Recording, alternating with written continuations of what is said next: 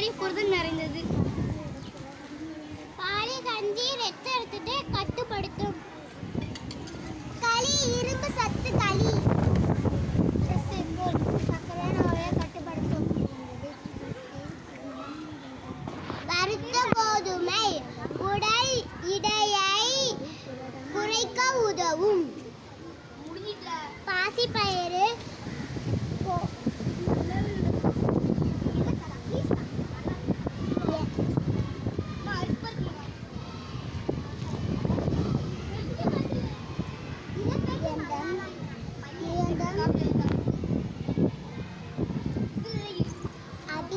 கொண்டக்கடலை செரிமானத்துக்கு உதவும்.